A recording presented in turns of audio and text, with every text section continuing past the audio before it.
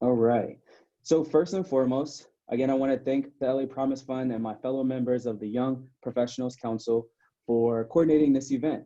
This is our first virtual event ever, and I want to thank all of you for enthusiastically supporting our efforts and attending this evening.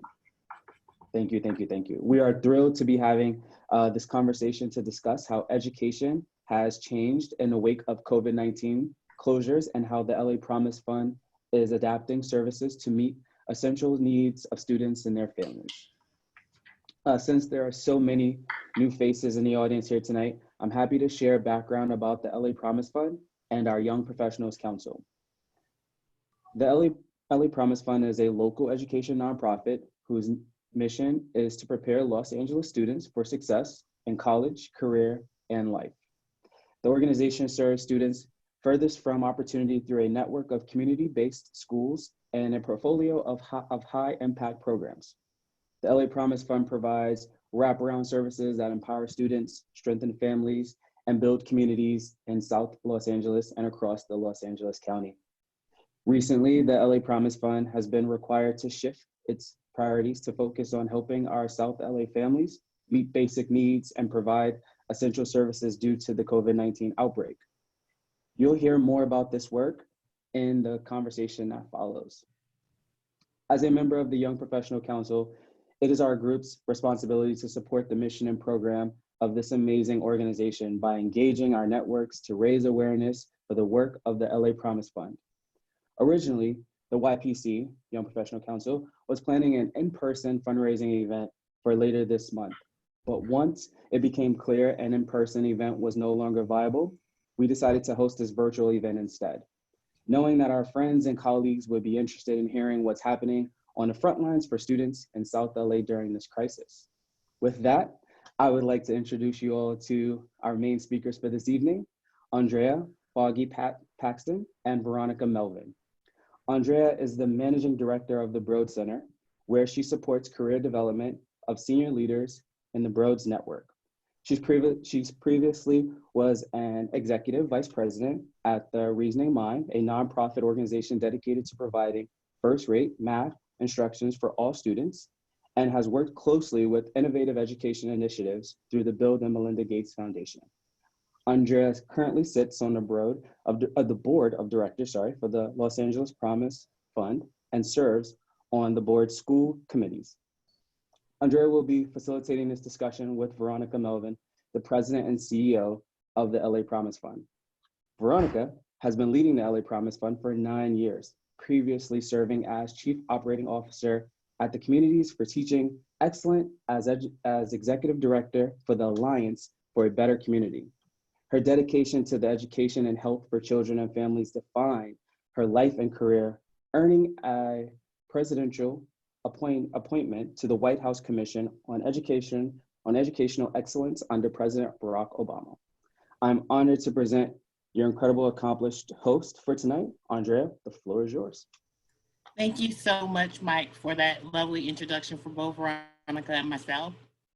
I don't know about you all, but I'm feeling well dressed today in this presentation. It's my first day with real business clothes on top, and I'm still feeling very relaxed on the bottom, so I appreciate this format.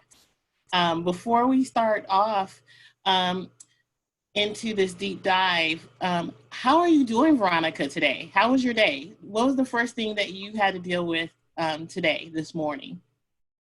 You already know what that is, which is breakfast for the kids. And it ended just right now with dinner for the kids. So it's a little bit of what I think we're all dealing with, especially for working parents or folks that are caring for elders or others that need assistance. I think you're in that world as well, but I am doing my best to keep my kids on track academically and then shift over and make certain that we're doing our best to serve South LA students and families as well. Well, speaking of South LA families, let's talk about why we're here. The impact of COVID-19 on South LA and the contrast of what's happening across our city and even our state. Yeah. Thank you, Andrea. Thank you, Mike. I just want to give a shout out to our Young Professional Council. They've come together about a year and a half ago, and it's just been an amazing infusion of energy to the agency. I appreciate all their fresh thinking. I appreciate them putting this together today. And it's a first for us, so we're excited to be part of your gathering. So thanks for featuring us. And when they shared the RSVP list with me, I was thrilled to see so many friends of the LA Promise family RSVP to attend. I wish I could give each of you a big hug. You guys know that's my custom, but not allowed because we're just not in the same room, but also because of social distancing. I miss you all, but I appreciate you guys chiming in to be a part of tonight. So it's so good to see you all.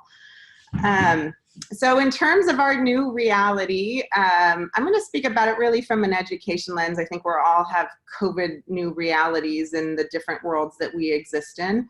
And from an education perspective, our worlds really started shifting that week of March 13th. Wednesday, we started hearing whispers that schools were going to shut down. And by Friday, which was March 13th, we saw LAUSD close its schools first. Subsequently, the county issued an order, the Los Angeles County Office of Education, and then we did too, as did much of the state. 98% of California public schools then closed. Most of them thought it would be a 2-week closure. Some of them said that they would attach it to a spring break. And spring breaks have either just passed or they're happening this week. But that did not last very long, because then we got that safer at home order right after that. And then we just got an order on April 1st letting us know that schools would be closed for the remainder of the semester. So what I describe this as is 400 plus years of US education, of students attending a schoolhouse to go to school and learn, shifted on the dime. It shifted initially March 13th over the course of the weekend, shutting down March 13th and opening up March 16th on a distance learning basis, and really shifting the entire way that we have known education to be delivered. And it's really only been in the last few years, the last decade or so, that some of us have started moving towards a blended learning model. But it's not what the majority of us have experienced, either as a school administrator, teacher, student, or family. So it's something that is entirely new and a new paradigm for how we deliver education, that required every single educator to become the student and learn the most effective tools, system, content, engagement activities, materials to transform their learning from the classroom to a distant learning model. We serve students in LAUSD schools. We run our 2 charter schools. What was the readiness for our schools to jump right into blended learning in this new context? Sure. I'll speak about this in a bigger context. I think that the readiness level of schools to make this transition has varied, and it's varied by school, department by department, even teacher by teacher. And it really, if we took a look at what the factors are in determining school readiness, it was how much experience schools had March 12th in the blended learning model. So where schools were already experienced in delivering some form of their content on an online basis, they were able to do usually a speedier transition, or to delve into existing knowledge bases or contracts that they already had, content that they already had, systems for working with students that were already set up in terms of technology. Schools that already had given one-to-one devices to students were in better places to make this transition. And so I will say that for our charter schools, they did a fabulous job of making a transition really overnight. I think that another reason they were able to make a speedy transition was just because they're smaller units serving a smaller number of students and families. And so we were able to address some of the challenges quickly just because the numbers were more manageable. And when I talk about that, there was a number of factors that all of us have had to adjust to, which essentially is the classroom environment that we spent so much time, and the school that we spent so much time making certain that was right and conducive for student learning, now had to become reliant on Wi-Fi and a device for every single student in their home environment. And that is what has become one of the first hurdles to online education, was whether or not every student had a device and whether or not they had Wi-Fi at home. Across the nation, 18% of Americans don't have Wi-Fi. You all can imagine that that number increases when it comes to families living in poverty and families on free and reduced lunch. And in South Los Angeles, the majority of families are in free and reduced lunch. Across the 5 schools that we serve, 95% of students are on free and reduced lunch. And if you look at this slide right here, you can just talk about the poverty level of South Los Angeles. 26% of families are in poverty in South LA compared to 14% citywide, with an annual income of $41,000 compared to $68,000.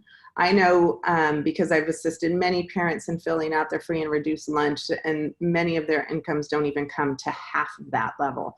And so Wi-Fi is not something that we knew most families to have.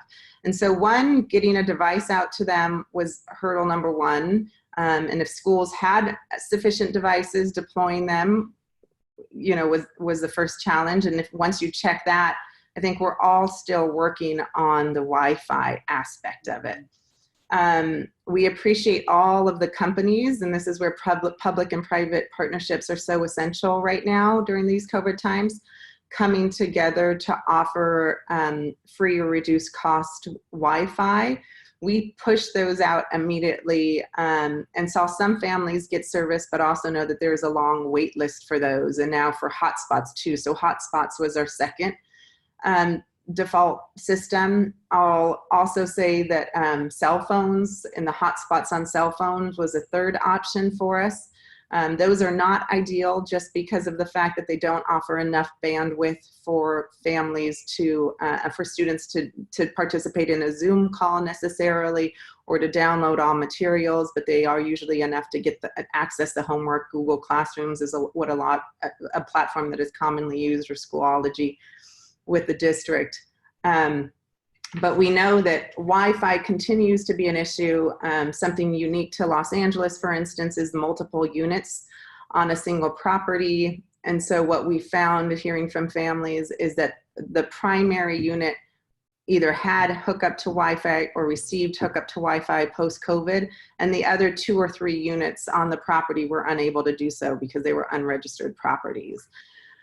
So our biggest responsibility from the perspective of delivering high quality education is really replacing the textbook with a computer and Wi-Fi as step number 1 to getting kids online. I spoke a lot there. I think there's a number of other challenges. Yeah, well, I'll let you get into it.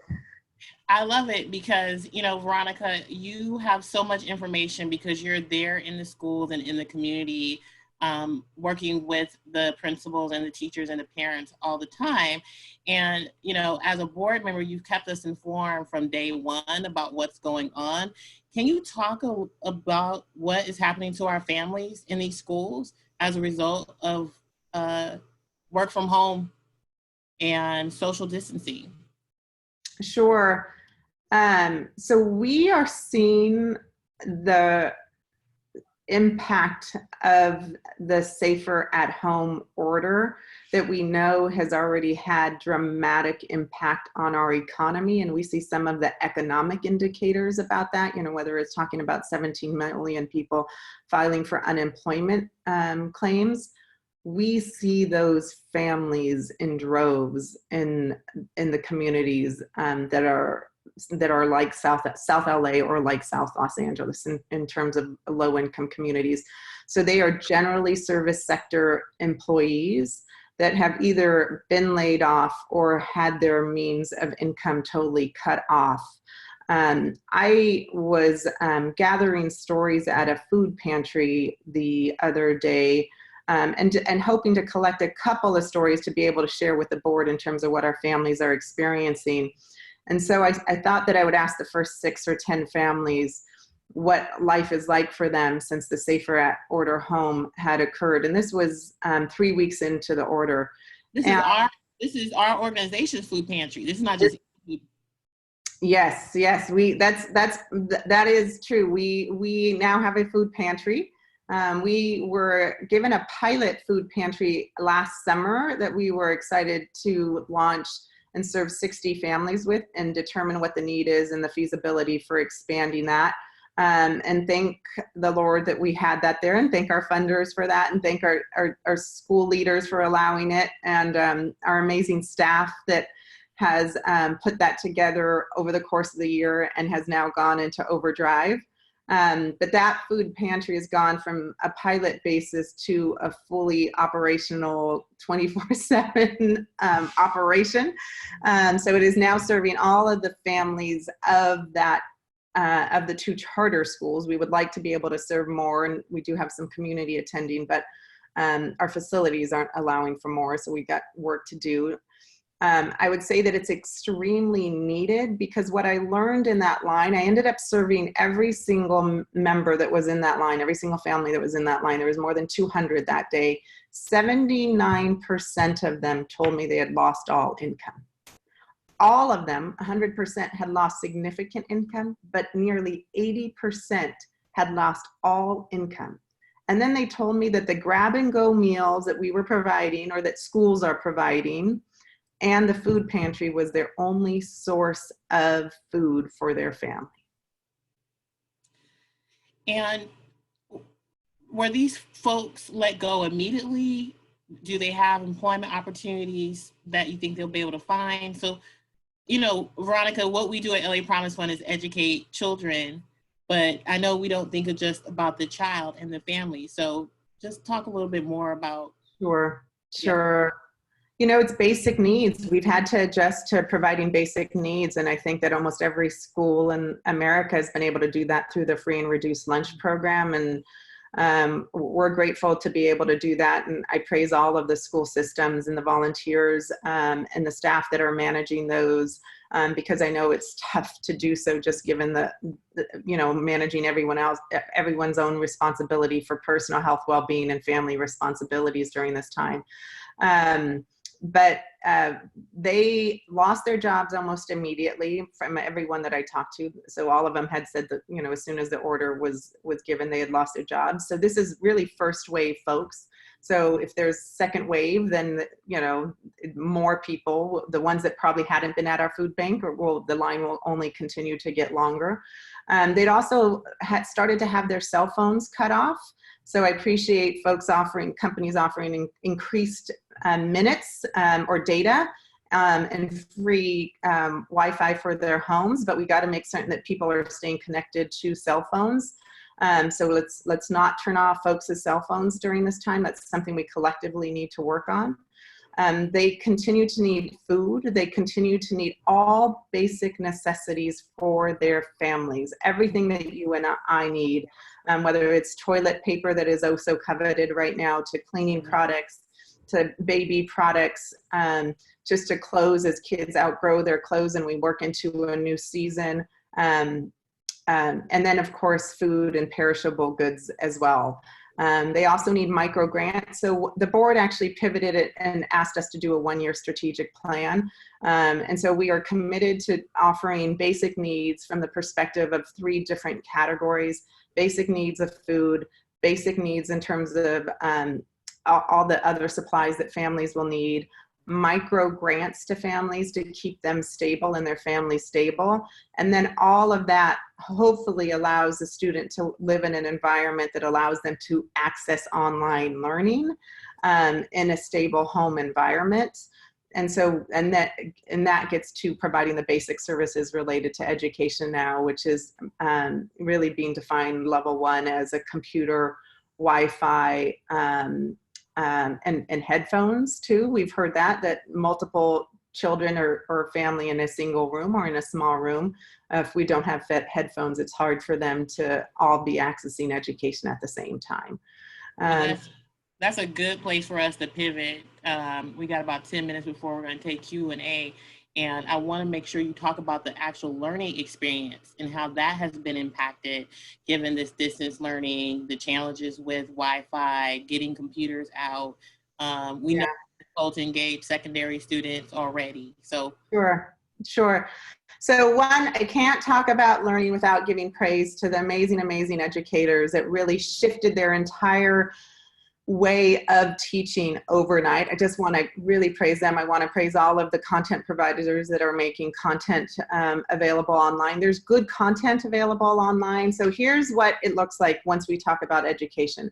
I think every school has defined for themselves what model of education they are going to provide. Is it going to be a model where they follow their existing schedule and students have their English, math, and history class, so on and so forth at the same time on the same days with live classes and interactions with their students in Zoom classes? That is a particular type of model. The other model is one that's called asynchronistic learning, where you provide access to the lessons and the content either through blended learning, online videos, content providers, and students access them at their own on their own schedule. I think that what is key to us is to get student access and engagement up once you get them that Wi-Fi and the computer device in a stable learning environment. So we have already heard and read the articles that we've had, 15,000 students across LAUSD, high school students, not participating in learning. And this was a couple weeks ago now, so I hope by now that number is increased. But I will also tell you that student engagement is going to be higher at the high school level than it is at that middle school and the elementary school level, because there's more student agency at the high school level where they can figure out the systems and how they access the content and how they interact with their teachers. Middle school students, I've got a middle school student and I think they're still feeling like it's summer break or extended spring break. So how do we help provide them the discipline and the motivation? And then those elementary school students just need a lot of hand-holding and structure in order to access online learning. And that really relies on a parent. And that's where a lot of these equity conversations are going to come into play is, is there a parent in each household that is able to provide the structure to students to access the content that our amazing educators are making available to them? And so that's going to be why we have to work with the entire family, as you talked about. So that's challenge one. And then challenge number two, your high need students are the ones that are going to need the most attention. So our special education students and our English learner students in particular are the second populations that we're going to have to figure out how we make certain that we meet their needs to keep them engaged. For special ed, how do you deliver the mandatory minutes to students, which is usually going to require one-on-one Zooms or phone calls. Again, here's where I praise those educators for putting into place creative solutions to meeting state required minutes that we're not exempt for. And then I was able to speak with some of our English learner students when we were at the food pantry, and they were telling me they just had an awful time really engaging in the class because they don't understand anything that's coming through. So their usual mechanisms of just asking a question or having a peer next to them to be able to help them translate is not available to them. So we're going to have to figure out how we help English learner students really connect to the content that we're delivering. We already had equity challenges before this all happened, and we anticipate it's just going to get deeper given that we don't have a real clear plan, especially for this school year. We're not going back to schools. We don't have a plan for opening up businesses. What support do we, LA Promise Fund, need to help continue supporting these students and families to make sure that our gap doesn't get wider? These are already students who came to us with needs, with reading and math proficiency lag. So talk to us about what do we really need to support these students and families. Sure. So I'm going to first talk about the equity gap on learning, and then talk about kind of needs. And from the equity gap perspective, we knew that there was an equity gap, a digital divide gap before COVID-19, and we were all working in earnest to address it. We now really have an opportunity, all of us, to hit like reboot on how we're delivering education to all students and particular populations of students. It is our responsibility. Having 3 months of school in a distance learning format means that this is our new regular. This is our now permanent temporary solution that we don't know how long is going to last. And so we've got to find solutions that weren't just a Band-Aid, but are now an equity-based solution to delivering high-quality education for every student. So every teacher, every school system needs to know their population and make certain they're putting into places the solutions that will meet that student's needs or those students' needs.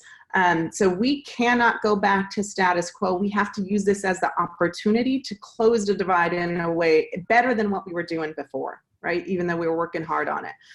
But let's not let this get the best of us. And I also just, I would tell everyone that you've got to have solutions, not just for the remainder of this year, but at this point in time, we all need plan A and plan B for the summertime and potentially for next school year. So I know folks are still adjusting, but while we're in the mode of planning, just plan for the long term on this, because we don't know when we're coming back.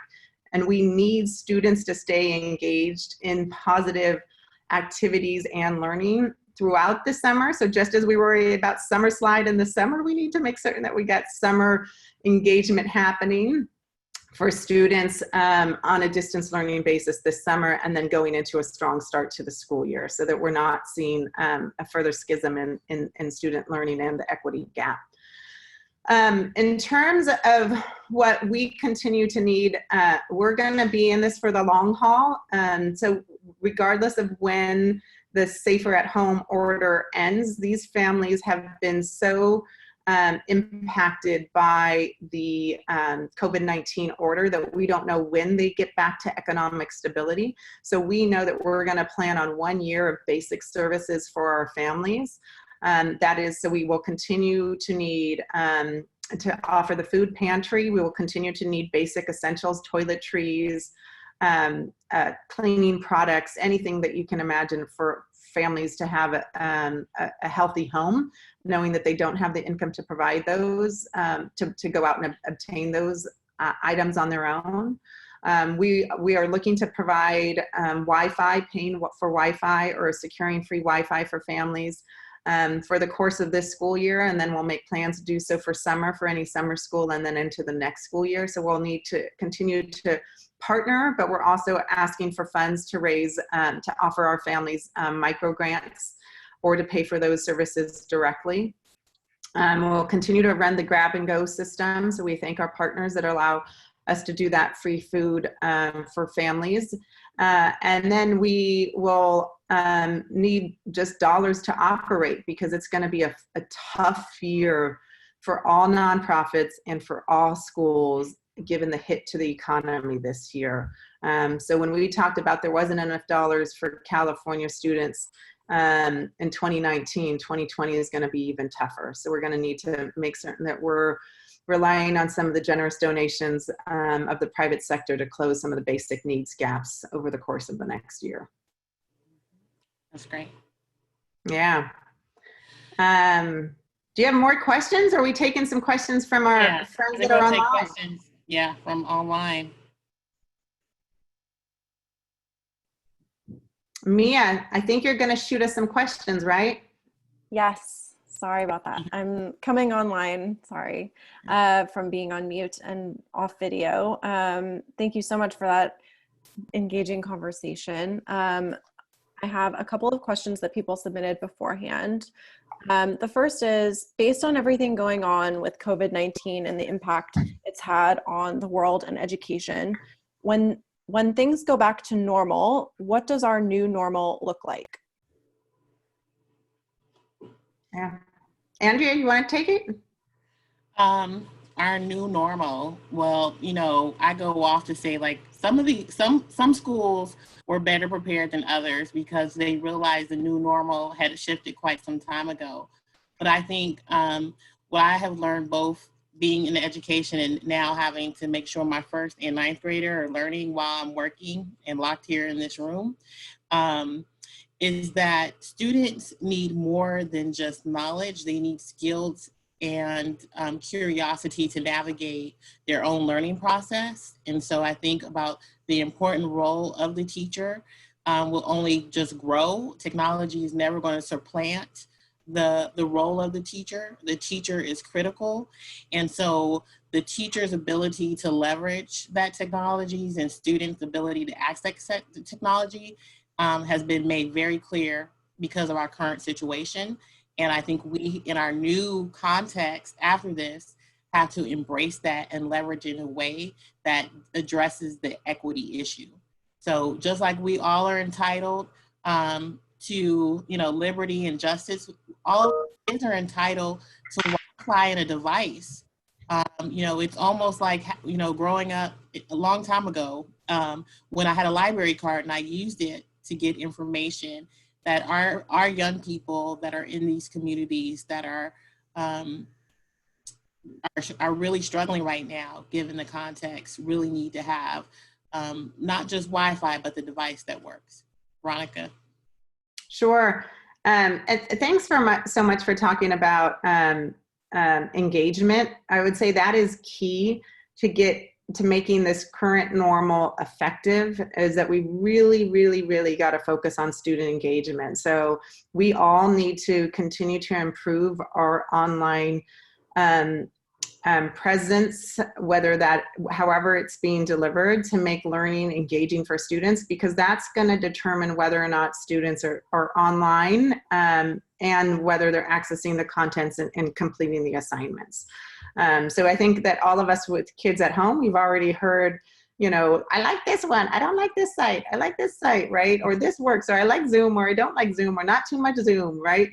And so figuring that out, that engagement's going to be extremely critical. Relationships mattered before, relationships still matter. So we have heard in surveys that our students love to be on Zooms, seeing their teachers and their peers, just because it continues to build community. I think all of us would agree with it. There's also a point of too much, where you just, how many hours can you sit in front of a computer before it becomes not helpful, whether you're an adult or a student. So there's certain limits that we're all figuring out. Do we give homework beyond, the 6 hours of them already sitting in front of their computer as it is? So I think that's part of our continuous improvement of learning this new normal. In terms of what we go back to, I do think we go back to the classroom and the schoolhouse for certain, just because it's still necessary for, one, what we just talked about, relationships and delivering effective education for children. And then two, it's essential for our economic systems, as most folks are working and you have, both parents or one parent or caregivers continuing to work and needing to have that school system there to provide the education and safety and well-being of children. And we're excited to welcome back all the smiling faces of our young people. So we can't wait for that day to happen. I do think that an increased level of technology, of course, is going to be part of the new normal when the safer at home order disappears. You just had a dramatic increase in the skill and competency level among educators and students alike to access content and put together content online. So I think you'll just see more of that once we go back to the new normal. And then lastly, I just want us to remember that it will take many, many families longer to get back to the new normal than others. And so we will have a tailwind of continuing to support families to get back to normal in the communities like South LA or others that have high populations of free reduced lunch. Great, thank you, Veronica. We have a few more questions in the chat box, so I want to try to get to them. What are some barriers that teachers are facing to keep students engaged at the middle school versus the high school level? Yeah, I spoke a little bit about this. I'm happy to continue to talk about it, but our percentage of high school engagement at the charter high school is about 97%. That is extremely high. We are very, very happy. We do see varying degrees of engagement from course to course. And so we're figuring out how do we stabilize engagement across all courses. And I think this is where that connection to the content and to the teacher and relationships matters is really important. So we'll be monitoring the difference in student engagement across courses and what either the system of delivery or what the secret sauce is that is increasing engagement for certain classes versus others. I also think you're going to have to work hard to increase student agency and independent learning, as Andrea was talking about, across all grade levels, especially in those middle school and elementary school classes. So what the most effective strategies are for elementary are not going to be the same for middle, are not going to be the same for high school. And so we're going to have to differentiate how we deliver content and how we educate based on student learning. And I think we're all figuring this out right now. I don't think we entirely know. I have some guesses, but it's not fully researched. But I think the more structure we can provide to younger children, the better. Great, thank you. And another great question, what types of partnerships are you looking to cultivate with community organizations over the next few weeks and months? And what's the best role that our organizations can play? Yeah. Andrea, do you want to take a stab? I'm happy to, but also well, you know, as a board member, number one is funding. So if you know anyone who can write a check, including yourself, whatever size it is, funding is always critical, just given the challenges that we're facing. I would say the second is our actual in-kind donations, whether it's technology, cell phone time, anything that you have heard in this conversation today that you believe there's an in-kind donation to support, we will take that. And any type of support that you think that would be meaningful for families. And as you can hear, there's lots of needs, and basic essentials, I would say, is the top of that list: food. Yeah. Jobs. Yeah, I would say jobs too, especially jobs. You know, one topic we haven't talked about is undocumented workers. Yeah. When I was meeting with and talking with all those families at the food pantry, a large majority of them were either both parents, or if there was only one parent, were undocumented, or at least one was undocumented, meaning that they have no access to unemployment and they have no access to the federal stimulus. We haven't seen anything come out of the state yet to serve our undocumented students. So one of the things that we need to make certain that we have partnerships in place for is serving the most vulnerable families. So I appreciate some of our foundations that are taking the leads on that too, knowing that those are the communities that could be left behind if we're not explicit about it. Mm-hmm. Great. I'll just say, I welcome the opportunity to learn from one another too, in terms of solutions that are working. Yeah. And we'll take volunteers. I think I saw someone pop up asking about volunteers. Yes. I'm like, absolutely. Please let us know. Contact us. We need volunteers for the food bank. Yeah. Yes, that's one of the questions. Are there volunteer opportunities to support your students and families that we can share? Veronica, do you want to speak to that a little bit? Sure. We welcome multiple types of volunteers, and we're willing to work with individuals based on whatever their particular abilities are and I talk about that from a COVID perspective. Can you leave your house? Can you not leave your house? Here are the hours I can be available or not, what your particular area of interest is. So we have adjusted, by the way, almost all of our programs to be delivered on an online basis. And so I know that there are some service providers out here. So I'm certain that they're doing the same, making adjustments either for the remainder of this year or for the summer or for next year to how do we deliver our programming on a virtual basis. And so when you used to come out and volunteer, we now need you to do that virtually. So we have career fairs coming out. So we'll be pushing out career fair opportunities, but please reach out to me. I think is your email going to be on the last slide? Yes. Oh, great. So please let Mia know if you're able to volunteer. We'll make certain to reach out to you, but we're going to need some career fair volunteers to speak about your professions. Students still need amazing, positive opportunities to be inspired, to be great career professionals in the short and long term. We still need people to mentor and inspire our seniors who are going to college, who, our poor seniors, it was like the year to have some of the greatest moments of their lives and memories that have been dashed. And so we want to continue to support them and inspire them and help them make strong transitions to college, which we're all hearing are likely to be virtual colleges for the next year, just because colleges are needing to make plans. So supporting them as well through a mentorship perspective. We are taking, we moved our intern project to a virtual basis. So if you're able to support an intern, we have redefined what that means. We've made it shorter and more project-based. We also have an opportunity for mentorship versus a traditional internship. So welcome that opportunity.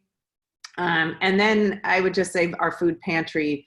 We're operating that food pantry 3 days a week, and I know that the district also has grab-and-go meals that they are operating through a volunteer basis. So we're more than happy to have any of you come out. And it's I am able to go out once a week, and it's my favorite point of the week, just to be able to, one, connect with other humans, with my mask on and gloves on, and managing my social distancing. But also to hear from them, and it continues to inspire me to do this work, and to be so grateful for the work that we are able to do, and for everything that all of you guys do, because I know you guys are part of what makes us possible. Excellent. We're actually 5 minutes over our allotted time. So I think we should try to wrap it up now. I'm so sorry that we didn't get to all the questions in the chat box. But if you would like, we can, email me the questions, and we can respond that way. Veronica and Andrea, thank you so much for leading us in this conversation. I'll leave you two to do the official sign off. Well, thank you, and to Veronica, for your leadership. We appreciate the Young Professional Council putting this together and making it happen in very speedy fashion. So, and all the participants for taking time out of their busy evenings to join us. Yeah, we're thrilled to be among friends. I'm so excited to share with you a glimpse of what our current reality is. Just a lot of gratitude to all of you who have been part of our family and our support network for a long time, and we value you, and we count on you more now than ever before. Thank you to Mike. Thank you to the Young Professionals Council. Thank you, Andrea, and to the amazing board. I know we've got some board members on, but I appreciate being able to hang with all of you today. Good night. Night. Bye. Thank you everyone for joining.